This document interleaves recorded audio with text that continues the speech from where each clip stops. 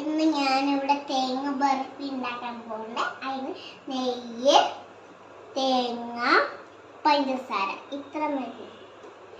ആദ്യം ഞാൻ നെയ്യ് ഇടാൻ പോകുന്നത്. ഞാനിവിടെ ഞാനിടാൻ പോകുന്നത്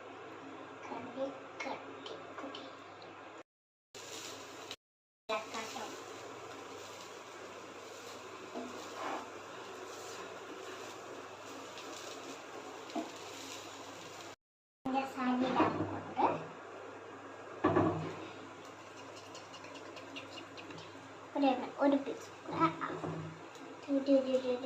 മുഴുവണം മുഴുവണം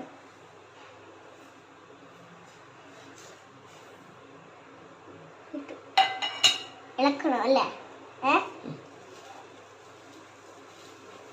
നല്ല ഇളക്കുമ്പോൾ നല്ല കൊട്ടൊക്കെ ഉണ്ട്.